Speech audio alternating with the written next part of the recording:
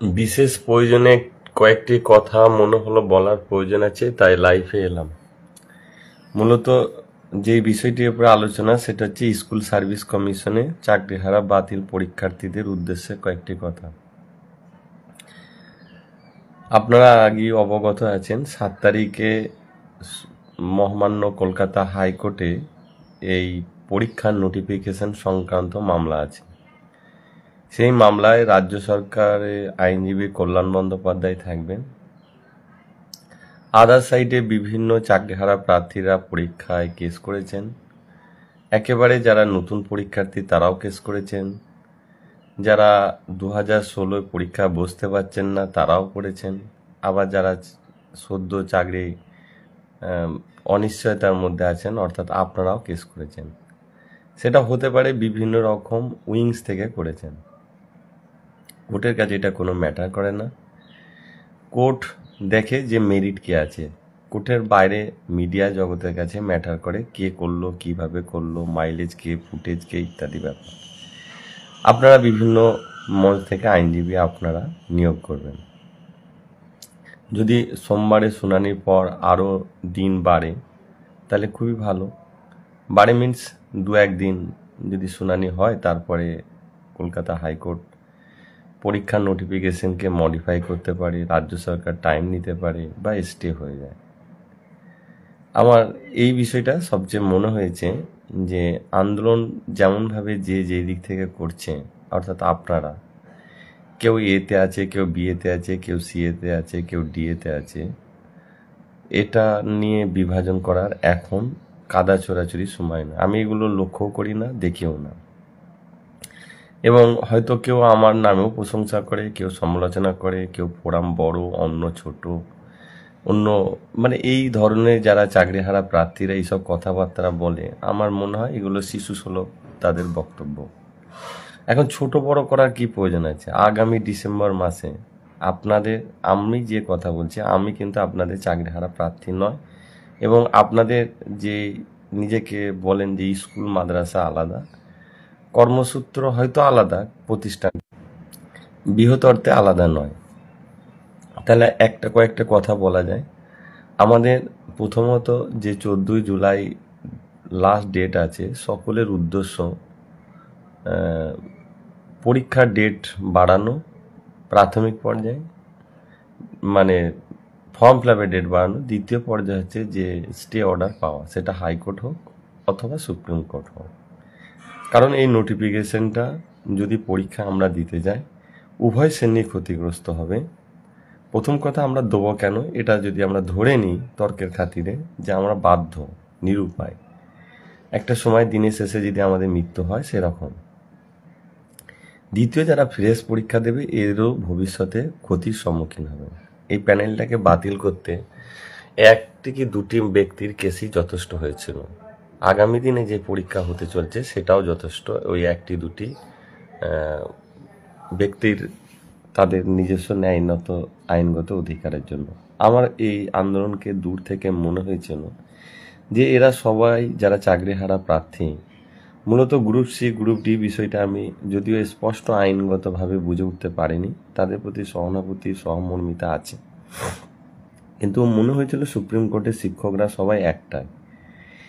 আমার যত দিন যাচ্ছে তত এখানে মানে খুব খারাপ লাগছে। হয়তো আমাদের ফোরাম বলে অনেকে তারা নিজেরা অন্য মঞ্চকে ছোট বড় করে দেখছে ইত্যাদি। প্রথম থেকে সুমন ভাই আন্দোলন করছে, মানে ওনার সক্রিয়তা আন্দোলন বলছি, তাছাড়াও মেহবুব, চিন্ময়, যারা সব শিক্ষক আছেন, আরও অনেকে আছে, আমি সব চিনে উঠতে পারিনি, কিন্তু আপনারা যারা আন্দোলন করছে অনেকে আমার বয়সে ছোট। প্রত্যেককে আন্দোলনের সহযোগিতা একটা প্ল্যাটফর্মে এসে আন্দোলন করা উচিত। সেটা আমি বলিনি ফোরাম, আমাদের প্রয়োজন নেই, কিন্তু আপনারা যত বিভাজন করবেন, ফোরাম বড় অমুক ছোট, এই জিনিসগুলো অনেকে লিখছে, এ কেন প্রয়োজন আছে? এখন বড় ছোট করার কি প্রয়োজন? আপনার চাকরিটা ফিরে পেলেই হলো। আমাদের তো প্রয়োজন নেই। আমরা একটা বিশেষ উদ্দেশ্যের জন্য, যে আপনারা চাকরিগুলো ফিরে পাওয়ার জন্য আমরা সুস্থ নিরাপদ চাকরি করছি এবং গভর্নমেন্টের বিরুদ্ধে লড়তে হচ্ছে। ব্যক্তিগতভাবে আমার কতটা ক্ষতি আমি ঝুঁকি নিয়ে করছি এটা আপনাদের হয়তো উপলব্ধি করার নয়। হয়তো বলতে পারেন রাজনীতির নেতা হিসাবে প্রতিষ্ঠিত হওয়ার জন্য, 294টা বিধানসভা আমাদের রাজ্যে 42টা লোকসভা। তো না হলে আমি তর্কের খাতিরে ধরিয়ে নিতে পারি আমি নেতা হতে আসি, বাকি বিধায়ক এমএলএরা তো এই এমন কাজটা করছে না, জনগণ তাদেরকে ভোট দেয়। অর্থাৎ এইগুলো গণতান্ত্রিক প্ল্যাটফর্মে ভোটে দাঁড়াতে হয়, রাজনৈতিক দলে সদস্য হতে হয়, সেইভাবে হয়। কিছু কাজের বিনিময়ে যদি পেয়েই থাকেন তো ক্ষতি কী আছে? যদিও আমি রাজনীতির কথা আসতে চাইছি না, কারো কারো এইসব সন্দেহ, কৌতূহল ইত্যাদি। আর টাকা পয়সার কথা বলছেন, আমি স্পষ্টভাবে বলে দিয়েছি যারা রিভিউ পিটিশন করেছেন মুষ্টিমেয় কয়েকজন সংখ্যা, সেটা 250-র নিচে। তাছাড়া কে কোথায় টাকা দিচ্ছেন তার দায়িত্ব আমাদের নেই, টাকা কাউকে দেবেন না। আমার নাম করে যদি দেন তো আমাকে জিজ্ঞেস না করে আপনি দিচ্ছেন কেন? পরে আপনি বলছেন দিয়েছি, তো দায়িত্ব, আপনি তো শিক্ষক, এত ভুল কেন করবেন? ভুল করবেন, খেসারত দিতে হবে আমাদেরকে, এ দায়িত্ব তো আমাদের নয়।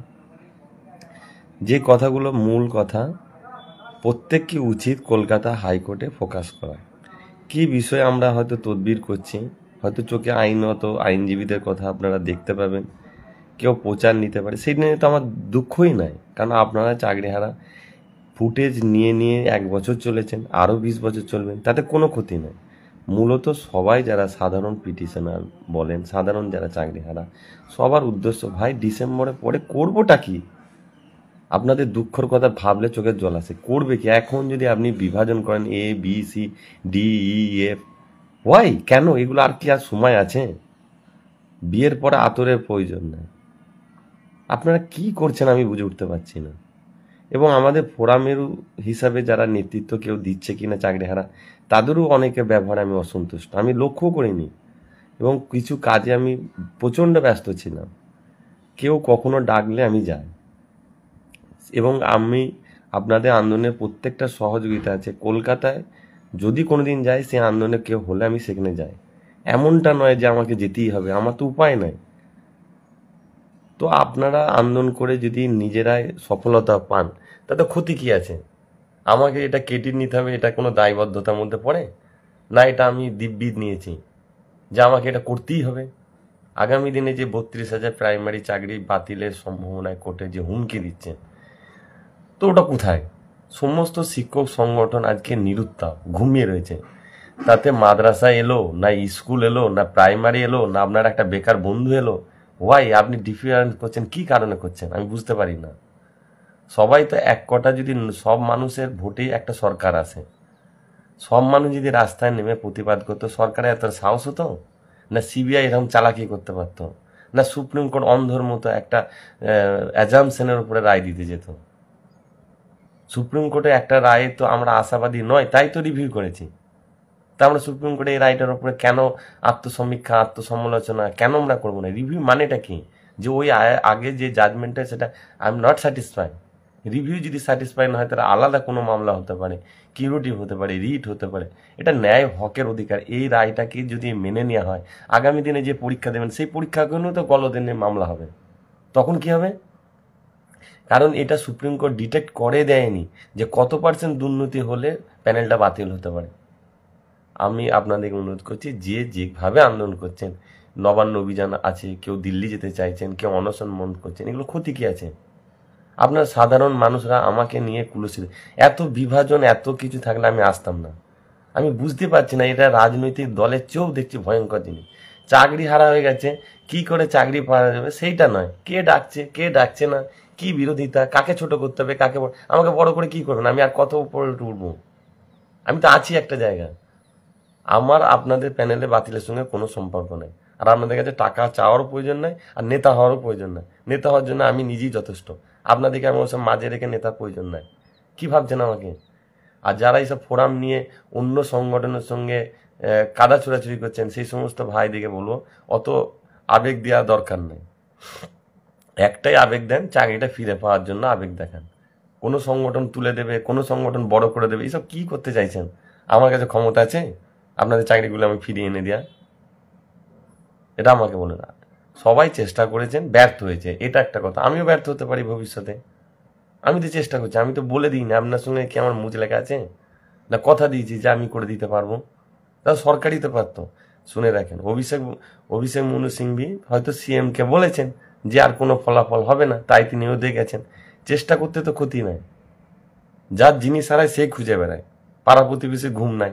আমরা দেখছি, আমি একটা জিনিস খুব খারাপ লাগলো, কয়েকটা আন্দোলনের লক্ষ্য হতে পারে আমাদের কোনো আন্দোলনে আমাদের ওদের এই যেসব কথাগুলো আছে কারা এসব করছে, হিন্দু মুসলমান কত বিভাজন করছেন, মাদ্রাসা স্কুল সব বিভাজনে।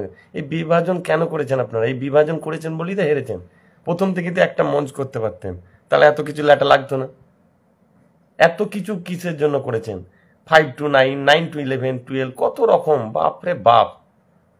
আমাদের মাদ্রাসা যখন আন্দোলন হয়েছে এইসব কোনো হয় না, দুটো পক্ষ হয় কোর্টে, একটা বাদী আর একটা বিবাদী। এত 14 গোষ্ঠী আপনারা বিভাজন করছেন কেন বলুন তো?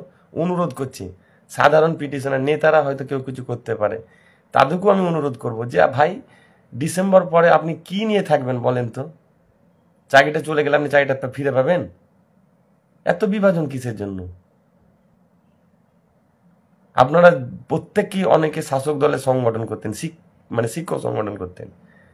কই সেই শিক্ষক নেতাগুলোকে বলেন যে আপনারা তো আমরা 7 বছর শিক্ষক সংগঠন করেছি। আমি বিরোধীর কথা ছেড়ে দিচ্ছি, সেই নেতাগুলোকে পাশে হাঁটতেন।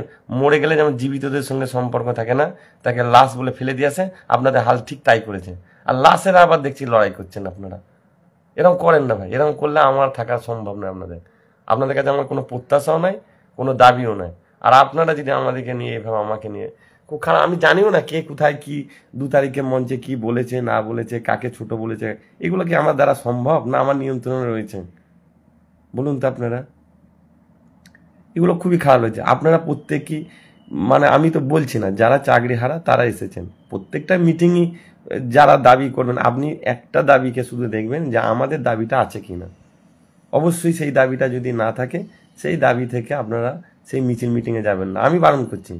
হ্যাঁ, আমরা একটা দাবির মধ্যে একটা বিষয়কে আমরা সামনে রেখেছি, সেটা মাদ্রাসার ব্যাপারটা। আমরা আপনাদেরকে দিয়ে মাদ্রাসা উদ্ধার করার জন্য চাইছি না, ঢাল করছি না। আমরা তো নিজেরা মাদ্রাসা বোর্ডে অভিযান করেছি, আগামী কালও করতে পারি, পরশু করতে পারি। আমরা আপনাদের সঙ্গে সম্পর্ক ছেড়িয়ে আমরা সফল হয়ে যেতে পারি, এই চ্যালেঞ্জ নিতে পারবেন? কিন্তু আমরা কোন বিষয়টার উপরে আপনাদের উপর জোর দিয়েছি, যে মাদ্রাসায় যে শিক্ষক নিয়োগ হয়েছে সেখানে সুপ্রিম কোর্ট এক ধরনের বিচার করছে, আর এক ধরনের বিচার করছে। এই মাদ্রাসার জাজমেন্টটাকে আপনারা যে সমস্ত নেতৃত্ব দিচ্ছেন, যে সমস্ত নেতৃত্বরা দাবি করছেন, আপনাদেরকে তো আমি অনেক ওয়ে দেয়, আকার ইঙ্গিতে বুঝিয়ে দিই, বুঝার মতো করছেন। আপনারা ইগোতে পড়ে রয়েছেন, হিংসা করছেন। কি করবো ভাই? মাদ্রাসার জাজমেন্টটাকে আপনাদের জাজমেন্টের সঙ্গে অ্যাটাচ করে দেন। আমার কথা না হয় উকিলদের সাথে কথা বলেন। উকিলরা তো মাদ্রাসা স্কুলে তফাৎ করে না। কি করে একই কোর্টের 2 রকম জাজমেন্ট আসে? কি করে দিতে হবে? আপনারা যখন প্যানেলটা বাতিল হয়েছিল, ঝাড়খণ্ডে জাজমেন্ট করেছেন, কত জিপি চ্যাট থেকে বিভিন্ন জাজমেন্ট খুঁজে খুঁজে অ্যানেক্স করেছেন লয়ার দিকে। রিসেন্ট একটা জাজমেন্ট ঘটেছে, তাও আপনার রাজ্যে, অন্য রাজ্যে নয়। সেখানে বলছে যে রিক্রুটমেন্টটা দেখার কোনো প্রয়োজন নাই, কাজ করে কিনা দেয়। তাহলে আমার বলো, আপনারা বিনাতেই কাজ করে যান 6 বছর, দিয়ে মাদ্রাসার মতো বেতন চাইবেন। ওখানে যদি রিক্রুটমেন্টটাকে কোর্ট না ইম্পর্টেন্স দেয়, তা আপনাদের একই সমসাময়িক জাজমেন্ট কি করে হতে পারে? এই কথাটা বোঝাবার জন্যই আমি এই ইস্যুটাকে টেনেছি। আমরা অন্য কোনো ইস্যু টানিনি। সুপ্রিম কোর্টকে ডাইরেক্টভাবে বলা যায় না, কোর্ট কন্টেম হয়ে যাবে, তাই ঘুরিয়ে পিছিয়ে কথাটা বলতে হচ্ছে যে সুপ্রিম কোর্টে আমরা জাজমেন্ট আমাদের পক্ষে আসেনি। তাই ওই ইস্যুটাকে এতদিন ধরে যখন আমরা নিজস্ব মাদ্রাসা সার্ভিস কমিশন উঠে গেছিল, ওই আহ্বান করেছিলাম না আমাদের আন্দোলনে? আমরা জানি মাদ্রাসার সমস্যা হলে স্কুল সমস্যার টিচাররা জীবনে একদিনও আসবে না। সে কি আমাকে বোঝাতে হবে? অতীতও আসেননি, ভবিষ্যতেও আসবেন না। আমরা মাদ্রাসা ইস্যু বাদ দিয়ে দিতে পারি, সেটা কোনো ম্যাটার করে না। কিন্তু কোর্টে তাহলে আপনারা দেবেন না তো এই জাজমেন্টটাকে? বাঁচতে গেলে এই জাজমেন্টটাকেই লাগাতে হবে কোর্টে। অনেক কিছু অস্ত্র আপনাদের ভবিষ্যতে প্রয়োগ করতে হবে। কোনো বিভাজন করেন না ভাই, কে বড় কে ছোট, এসব করতে গেলে জীবনে চাকরি আপনাদের হবে না। এ কেন করছেন আমি বুঝতে উঠতে পারছি না। যে সমস্ত ধরুন আন্দোলনের নেতৃত্ব দিচ্ছেন, যারা নেতৃত্বে রয়েছেন বিভিন্ন জন, আমি কারোর নাম আনছি না, তারা নিজেরা সিদ্ধান্ত নিচ্ছেন যে নবান্ন করলে ভালো হবে, অনশন মঞ্চ করলে ভালো হবে, দিল্লি গেলে ভালো হবে, রাষ্ট্রপতি গেলে ভালো হবে, বিধানসভা অধিবেশন ডাকার কথা, এই প্রস্তাবগুলো তো আমি দিয়েছিলাম। তারা তাদের মতো চেষ্টা করছেন। কালেকটিভলি যদি একটা যুদ্ধ হয়, সেই যুদ্ধে স্থলপথ, জলপথ, রণপথ, এই আকাশপথ সব দিক দিয়ে আক্রমণ করলে কূটনৈতিক, তবে সেই দেশটাকে করায়ত্ত করা যায়। তো এই ক্ষেত্রে যে যারা যেইভাবে মনে করছেন, কেউ হয়তো অ্যাক্টিভভাবে গভর্নমেন্ট বিরোধী কথা বলছেন, কেউ হয়তো প্যাসিভভাবে বলছেন, কেউ আপনি বুঝে নেবেন একটা কথা, রাস্তায় নেমে যখনই প্রতিবাদ করবেন, সে কালো মুখ বেঁধে কাপড় বেঁধে প্রতিবাদ করেন, নীরবতা পালন করেন, থালা নিয়ে বাসন বাজেন, মাইক নিয়ে উচ্চস্বরে লাউডে চেঁচান, এক কথা সবটাই হচ্ছে অ্যান্টি গভর্নমেন্ট। এটা বোঝানোর কোনো ই নাই। আপনার সঙ্গে দু রকম রাগারাগি হতে পারে। একটা মানুষের চেঁচামেচি করে রাগারাগি করতে পারে, প্রতিদিন ঝগড়া করে, আর একটা মানুষ হচ্ছে আপনার সঙ্গে কথা বন্ধ করে দিল। দুটো কাজই ফলাফল এক। তো যার যেমন সাইকোলজি, আমাদের দেশে অহিংসা আন্দোলন হয়েছে, সহিংস আন্দোলন হয়েছে। কেউ হয়তো মাইক নিয়ে সরকারের বিরুদ্ধে বেশি চেঁচামেচি করছে, তার মনে হতে পারে যে বেশি কথা বললে সরকারের বিরুদ্ধে আমি অ্যাক্টিভ বেশি। কেউ হয়তো ভাবছে যে রাস্তায় নেমে বেশি লোক গ্যাদার করছি, তাতে সরকারকে বার্তা দিচ্ছি যে আমরা তোমার বিরুদ্ধে যাচ্ছি। কেউ হয়তো অনশন করছেন, সে বোঝাচ্ছে যে না, হ্যাঙ্গার স্ট্রাইক করলে। This is the different mechanism. আমাদের দেশের স্বাধীনতা কত রকম আন্দোলন হয়েছে, সবটাই তো অ্যান্টি ফ্যাক্টর হয়েছে ইংরেজ সরকারের বিরুদ্ধে। তো আন্দোলনে কে কোনটা করবে, খাবারের দোকানে কে কোন খাবার খাবে, সেটা তার রুচি। তো আন্দোলনটার মধ্যে কোনো আমি বিভাজন দেখতে পাচ্ছি না, মানে আমার চোখে। কিন্তু আপনারা সাধারণটা বিভাজন করছেন, এটা আমার খারাপ লাগছে। যদি আপনারা এইসব করতে থাকেন, যে মঞ্চ ছোট, ফোরাম বড়, আমি তাহলে এইসবের মধ্যে থাকতে চাইছি না। ক্ষমা করবেন, যথেষ্ট হয়েছে, এনাফ ইজ এনাফ। আমার মনে হয়েছিল যে এটা অন্যায়, তাই প্রতিবাদ করেছেন। ঋষি অরবিন্দ স্বাধীনতা আন্দোলন থেকে সরে ফেলেছিল, অনেকেই সরেছিল, কারণ জনগণকে বোঝাতে পারেনি। তো আমি তো দেখছি আপনারা শিক্ষক, আপনারা যদি এত বিভাজন করেন, আমাকে দেবতা বানান, আমাকে আবার কুকুর বানান, আমার দেবতা হওয়া দরকার নেই, আমি যেটা আছি সেটাই যথেষ্ট। আপনি আপনার অধিকার ফিরে পাওয়ার জন্য রাস্তায় নেমে আন্দোলন করেন, আমার কথা শুনেন। কে কি বলছে না বলছে, ইট ইজ নাথিং, ম্যাটার করে না। গভর্নমেন্ট বিরুদ্ধে রাস্তায় নেমে আন্দোলন করা, আমি একটা সুস্থ স্বাভাবিক চাকরি করছি এবং অনেক দায়িত্ব পদে, সরকার আমাকে যে কোনো মুহূর্তে কারোতে ভরে দিতে পারে। তো আমার কি প্রয়োজন আছে? আমার মনে হয়েছিল জীবনে কোনো একটা সময় শেষ হয়, কর্মজীবন শেষ হয় এবং দেহের আত্মারও শেষ হয়। তো এত বড় একটা সমসাময়িক মানে ইনসিডেন্ট, একটা ঘটনা ঘটছে, সেই ঘটনায় প্রতিবাদ করা উচিত। মনোভাবশূন্য প্রাইমারি, হাই স্কুল, কলেজ, বিশ্ববিদ্যালয়, এই সমস্ত শিক্ষা জগতের লোকের পর আম পাবলিককে আনা, তারপরে একটা গভর্নমেন্টের ওপরে চাপ সৃষ্টি করা। সেই চাপ সৃষ্টি করলে নিশ্চয়ই গভর্নমেন্ট কোনো ওয়ে বেরোবে। আমাদের তো সম্ভব না আইন পড়ে আইনজ্ঞ হওয়া। রোগ হলে ডাক্তার হওয়ার পর আমি যদি রোগ চিকিৎসা করি, তা আমি মারাই যাবো। হয়তো আমরা অনেকে এসব ভাবছি। আমার মনে হয় এই সমাধানের রাস্তা সরকারের কাছে রয়েছে এবং কোর্টের কাছে রয়েছে। দুটো ওষুধকেই প্রয়োগ করা হচ্ছিল, কিন্তু দুর্ভাগ্য আমি গত দুদিন ধরে আমি একটা ভীষণই কাজে ব্যস্ত ছিলাম এবং আপনাদের স্বার্থে বলতে পারেন, হয়তো নীরবতা বলতে পারেন, নীরবভাবেই চেষ্টা করছি। এবং অন্যরা যে সমস্ত আপনাদের যারা শিক্ষকরা হাইকোর্টে কেস করেছেন, তারাও যথেষ্ট আইনজীবী দিচ্ছেন এবং লড়াই যথেষ্টভাবে হবে। কিন্তু গভর্নমেন্ট অনেকগুলো পলিসি নিয়ে নিয়েছে, সেই বিষয়টা আমার কাছে আছে, আমি জেনেছি। জানার পরেও সেখানে কি ওষুধ প্রয়োগ করতে হবে সেরকম চেষ্টা চলছে। আলটিমেটলি ধরুন চাকরিগুলো ফিরে পেলেন, তো ফিরে পেলেন এটাই বলতে পারেন না যে আপনাদের নিজস্ব চেষ্টায় হয়েছে। কে করে দিল, কি না করে দিল, বলতে পারেন অমুকে করে দিয়েছে, তমুক করে, তো কি হয়ে যাবে? মাদ্রাসা হাজার হাজার ছেলে চাকরি পেয়েছে, হাজার হাজার, আমার স্কুলেই তো অনেকে পেয়েছে। আমি তো তাদের কাছে কোনো প্রত্যাশা করি না। তো কি আছে, আপনার চাকরি, ওটা তারা জীবনে প্রথম চাকরি পেয়েছে, তাদের চাকরি তো জীবনে হতো না। আর আপনারা চাকরি করতেন, সাময়িক রাস্তা জাম হয়ে আছে, সে রাস্তাটা ক্লিয়ার করছে, তাহলে কোনটা বেশি অবদান, আগেরটা না এটা? তো কি হয়েছে? আমার কাছে কোনো মানুষের কাছে কোনো প্রত্যাশাও নাই। আর আপনাদের আশীর্বাদ, নিন্দা, সমালোচনা সবটাই আমার কাজের উপরে নির্ভর করে। বিশেষ করে আমি এই কথাগুলো বারবার বলছি, আপনারা এইসব করবেন না। যদি করেন আমার খুব খারাপ লাগছে। আমি এত এইরকম বিভাজন রেখার মধ্যে যেতে চাই না। যে সমস্ত ভাইরা আমার চেয়ে অনেক ছোট, জুনিয়ররা নেতৃত্ব দিয়েছেন চাকরিহারা, তাদের প্রতি আমার আন্তরিকতা, ভালোবাসা এবং সম্মানও জানাচ্ছি ছোট হিসাবে। আপনাদের লড়াই আমি পাশে রয়েছি, এরকম বিভাজন করবেন না। কেউ যদি আমাকে নিয়ে তা আপনাদের সঙ্গে বিভাজন করে থাকে, আমি পরে দু একটা ফেসবুকে লাইভ দেখলাম কয়েকজনা, দেখার পরে আমি এটা এলাম, আমার মনে হয় না যে এইগুলো কে করেছে, আমার নাম নিয়ে, আমি তার সঙ্গে তো কোনো যোগাযোগই নাই। যোগাযোগ এই বিষয়টার উপরে যোগাযোগ নেই, সে আমার মত নিয়ে করেছে। আমি তো বলিনি যে অমুকের। হ্যাঁ, আমি কোনো সময় সেদিনে বিকাশ ভবনে ছিলাম, কোনো একটা কাজে এসেছিলাম, ডাকলো, আমি গেলাম, তাতে তো আমি ওরকম বিভাজন রেখা টানতে যাইনি, আর আমার টানার ইচ্ছারও নাই। আপনাদের যেভাবে কেউ আমাদের হয়তো কোনোদিন ডেট অনুযায়ী অন্য ডেটে কেউ ডাকছে, কেউ আগে কিছু ডাকছে, এগুলো তো আপনাদের ব্যাপার। আপনি কোন আন্দোলনে যাবেন না যাবেন সেটা স্বতন্ত্র ব্যক্তিগত ব্যাপার। না গেলে কি হবে? আলটিমেটলি না গেলে সরকার দেখবে 10 জায়গায় 10টা ছেলে লড়াই করছে, তো কি হবে? কালেকটিভলি ফোর্স যদি না দিতে পারে, তাহলে কালেকটিভলি জাজমেন্ট এসেছে। আপনি কোর্টে তো ইন্ডিভিজুয়াল লড়াই করতে পারেননি, সেটা কালেকটিভভাবে লড়াই করতে যে সমস্যা হয়েছে। আপনাদের একটা, আমার বক্তব্য খুব ক্লিয়ার ছিল যে একটা সময়ের পর চাকরি হারা প্রার্থীরা সবাইকে জোর করে একটা মঞ্চ তৈরি করবে, কি সবাই একসাথে লড়াই করবে। লড়াই ভিন্ন মত থাকতে পারে, ভিন্ন দর্শন থাকতে পারে, ভিন্ন ওয়ে থাকতে পারে, কিন্তু একটা জায়গা তো ঠিক থাকবে যে আমরা সবাই চাকরি হারা ফিরে পেতে চাই। এই জায়গাটা আমি বুঝতেই পারছি না যে কারা এখানে টেন্টেড ক্যান্ডিডেট আছে না, কি বিষয় আমার বুঝতে পারি না।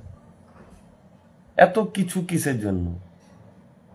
যেমন রাজনৈতিক নেতারা দেখবেন সারা বছর ভোটে ঝামেলা করে, তৃণমূল দলেরই দেখেন ভোটের পর্যন্ত, কিন্তু ভোটের আগের দিনে মমতা ব্যানার্জি বলে দিয়েছে ওসব কিছু বুঝি না, ভোটটা যেন আমার চাই।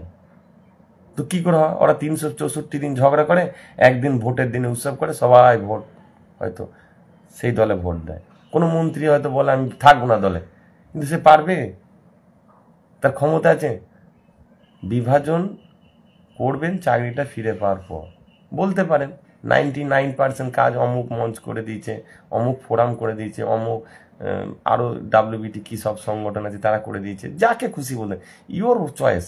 আপনি কাকে ক্রেডিট দেবেন ডিসক্রেডিট দেবেন এটা আপনার বিষয়। কিন্তু সবাই যদি চাকরিটা ফিরে নেওয়ার আগে এত কিছুর মধ্যে ক্রেডিটের জায়গায় চলে যান, ডিসক্রেডিটের জায়গায় চলে যান, চাকরিটা ফিরে পাবেন কোথায়? এনাফ, যথেষ্ট সময় নষ্ট করে দিয়েছেন। এখন কেসটা যেই পর্যায়ে রয়েছে 99% আপনারা মরে গেছেন, সেই মৃত ব্যক্তিরা লড়াই করছেন, জীবিত তো নাই আপনারা কেউ।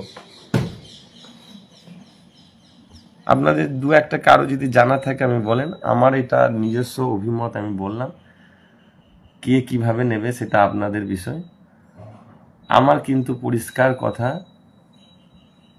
আমি কিন্তু কোনো সংগঠন অন্য সংগঠনের সঙ্গে কম্পিটিশনে নেই, রাজনৈতিক দলাদলিতে নেই। একটা খোলা চোখে ওপেন আই সাইটে দেখতে পাচ্ছি যে পাখিগুলো বিক্রি হচ্ছে, খাঁচায় বন্দি করা হচ্ছে, ক্রেতা আসছে, পাখিগুলোকে কাটছে, তাদের দেহ অংশগুলোকে ঝুলে থাকছে, প্রয়োজন অনুযায়ী মাংসগুলো, এগুলো একটা উপমার কবিতা হিসাবে আমি বললাম।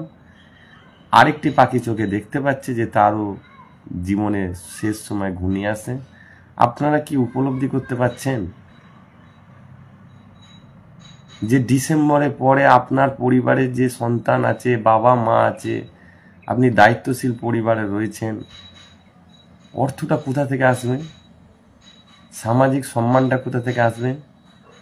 যেই জ্ঞান, গরিমা, শিক্ষা, কষ্ট, পরিশ্রম করে একটা বিদ্যালয়ে যেতেন, সেই চেনা পরিবেশ বিদ্যালয়গুলো আপনার কাছে সবসময় মলিন হয়ে যাবে, ধূসর হয়ে যাবে,